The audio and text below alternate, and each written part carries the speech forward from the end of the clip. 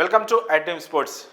IPL 2025కు సంబంధించి నిన్న యుఏఈ వేదికగా ఆక్షన్ అయితే మొదలైంది. 2 రోజులు ఈ ఆక్షన్ జరగనుంది. ఆదివారం అలాగే ఇవాళ సోమవారం ఈ 2 రోజులు కూడా ఆక్షన్ జరగనుంది. సో నిన్న అందరూ ఊహించినట్టుగానే దాదాపు ఐపీఎల్ మెగా ఆక్షన్లో ఫస్ట్ డేనే చాలా మంచి ప్లేయర్లు రావడం, వాళ్ళకి చాలా హ్యూజ్ ప్రైజ్ రావడం అనేది దాదాపు అందరూ ఊహించినట్టుగానే జరిగింది. కాకపోతే అంచనాలకి కాస్త ఇంకొక మెట్టు 2 మెట్లు ఎక్కువే ప్రైజ్ అయితే దక్కింది. అందులో ముఖ్యంగా మనం మాట్లాడుకోవాల్సింది రిషబ్ పంత్ గురించి. రిషబ్ పంత్కి ఇప్పటి వరకు ఐపీఎల్ చరిత్రలోనే ఏ ప్లేయరు కని విని ఎరుగని ఒక రికార్డు ప్రైజ్ అయితే వచ్చింది. మినీ ఆక్షన్లో హ్యూజ్ ప్రైజులు రావడం అనేది మనం చూస్తున్నాం. ఎందుకంటే ప్లేయర్లు తక్కువ ఉంటారు, పర్స్ ఎక్కువ ఉంటుంది కాబట్టి మినీ ఆక్షన్స్లో హ్యూజ్ అమౌంట్ వస్తుంది. అలాగనే గతంలో మిచెల్ స్టార్కి అలాగే 24.75 crores అయితే తనకు వచ్చాయి. సో ఇప్పుడు ఆ రికార్డును కూడా బద్దలు కొడుతూ అంతకుముందు ఎందుకు ఇదే మెగా ఆక్షన్లో శ్రేయస్ అయ్యర్కి కూడా 26.75 crores అయితే ఈ మెగా ఆక్షన్లోనే తనకి వచ్చింది.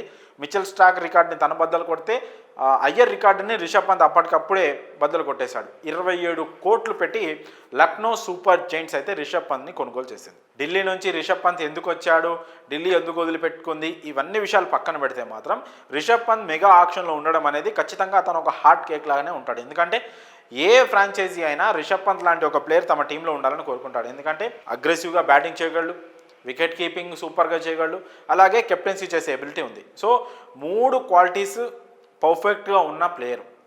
ఇండియన్ క్రికెట్లో ధోని తర్వాత ధోని అంత తోడు అవుతాడనే అతనిపైన ఎక్స్పెక్టేషన్ ఉంటాయి. సో అలాంటి ప్లేయర్ని ఎవరైనా ఆప్షన్లు ఎందుకు వదులుకుంటారు?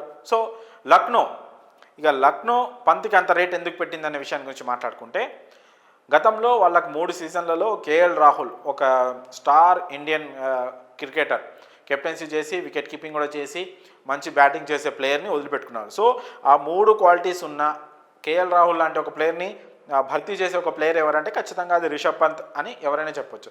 సో అందుకనే రిషబ్ పంత్ పైన అంత అమౌంట్ పెట్టడానికి కూడా ఎల్ఎస్జీ వెనకాడలేదు. పైగా ఆర్టీఎం కూడా వాడేందుకు ఢిల్లీ ముందుకు వచ్చినప్పుడు అందరూ ఎక్స్పెక్ట్ చేశారు దాదాపు సరే ఒక 25 కోట్లు చెప్తారేమో గోయంకా ఎల్ఎస్జీ ఓనరు. కాకపోతే ఆయన ఏకంగా 27 కోట్లు ఇస్తాం పంత్కి అని చెప్పేసేసరికి ఇంకా ఢిల్లీ కూడా డ్రాప్ అయిపోయింది. అంత పెద్ద అమౌంట్ పెట్టి ఢిల్లీ కొనేంత వాళ్ళ దగ్గర పర్సులో డబ్బులు లేవు. అంత అమౌంట్ రిషబ్ పంత్కే పెడితే మిగతా టీం కొనేంత పర్సు డబ్బులు వాళ్ళ దగ్గర లేవు. సో అందుకనే ఎల్ఎస్జీ ఒక స్మార్ట్ బై అనుకోవచ్చు, కరెక్ట్గా అక్కడ ఒక రోల్ ప్లే చేసింది. పంత్ని వాళ్ళ టీంలోకి రావడానికి 27 కోట్లు అని చెప్పేసరికి అందరు షాక్ అయిపోయారు మిగతా ఫ్రాంచైజీలన్నీ. సో ఓవరాల్గా ఎల్ఎస్జీ ఏమైతే అనుకుందో రిషబ్ పంత్ని తీసుకోవాలని అది మాత్రం సాధించింది. కాస్త అమౌంట్ ఎక్కువైనా పర్వాలేదు అనుకుంది. పంత్ని అయితే వాళ్ళు తీసుకొని చాలా హ్యాపీగా సెలబ్రేట్ చేస్తున్నారు. వాళ్ళు పంత్ తీసుకున్నారు. పంత్కి 27 కోట్లు రావడం బాగానే ఉంది, ఎల్ఎస్జీలోకి వెళ్ళడం బాగానే ఉంది, వాళ్ళకు ఒక కెప్టెన్ దొరికినట్టే పంత్ రూపంలో, ఇదంతా బాగానే ఉంది. కానీ అయినా కూడా రిషబ్ పంత్ ఫ్యాన్స్కి అయితే ఒక భయం ఉంది. అదేంటంటే రెస్పెక్ట్. ఎల్ఎస్జీ ఓనర్ ప్లేయర్స్తో ఆ టీం కెప్టెన్స్తో మాట్లాడే విధానం కానీ ఆ టీం ప్లేయర్స్తో వ్యవహరించే తీరు కానీ చాలా వివాదాస్పదమైంది. గతంలో కేఎల్ రాహుల్ విషయంలో, అంతకుముందు మహేంద్ర సింగ్ ధోని విషయంలో కూడా ఇదే ఇష్యూ నడిచింది. గతంలో రైజింగ్ పూణే ఆ టీం ఉన్నప్పుడు ఈయనే ఓనరు, గోయంకానే ఓనర్. అప్పుడు కూడా ఫస్ట్ సీజన్లో ఫెయిల్ అయ్యేసరికి ధోనిని డ్రాప్ చేసేసి స్టీవ్ స్మిత్ని కెప్టెన్ చేశాడు. సో ఇలా ఒక ఇండియన్ ప్లేయర్లతో సరైన బాండింగ్ లేకపోవడం కానీ, వాళ్ళతో కాస్త రూడ్గా బిహేవ్ చేయడం కానీ, ఇవన్నీ కూడా ఆయా ప్లేయర్ల ఫ్యాన్స్కి అయితే ఖచ్చితంగా హర్ట్ చేస్తాయి వాళ్ళని. సో ఇప్పుడు పంత్ ఫ్యాన్స్ కూడా ఇదే విషయంలో భయపడుతున్నారు.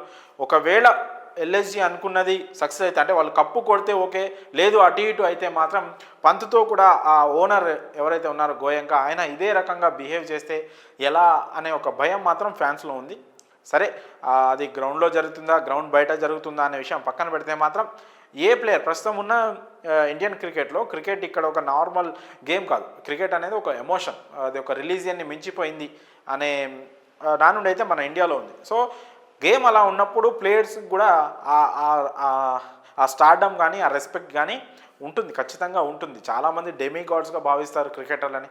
సో అలాంటి ప్లేయర్లని గ్రౌండ్లో నిలబెట్టి కోపంగా మాట్లాడడం, సరే డబ్బులు ఇస్తున్నాం కదా అని వాళ్ళతో రూడ్గా మాట్లాడడం అనేది ఎవరు కూడా ప్లేయర్లు తీసుకోలేరు, ప్లేయర్కు ఉన్న ఫ్యాన్స్ కూడా తీసుకోవడం చాలా కష్టం. సో ఇదొక్క విషయంలో మాత్రం పంత్ ఫ్యాన్స్ అయితే వరి అవుతున్నారు. ఖచ్చితంగా చూడాలి మరి అది ఖచ్చితంగా అందరి విషయంలో జరిగిద్దా జరగదా అనే విషయం పక్కన పెడితే, ఆయన ఓనర్గా ఉన్న 2 సార్లు కూడా ఇలానే జరిగింది. సో అందుకనే ఫ్యాన్స్ కొంచెం ఆందోళన వ్యక్తం చేస్తున్నారు. ప్రస్తుతం సోషల్ మీడియాలో ఈ విషయంపైనే డబ్బులైతే ఇచ్చాడు, మరి తర్వాత మాటలు కూడా అంటాడేమో అనే కామెంట్స్ అయితే వినిపిస్తూ ఉన్నాయి. సో అది జరిగిద్దా జరగదా అనే విషయం పక్కన పెడితే మాత్రం ఈ భయం అయితే ఒకటి ఉంది. మరి ఈ విషయంలో మీ అభిప్రాయాలను కామెంట్స్ రూపంలో తెలియజేయండి.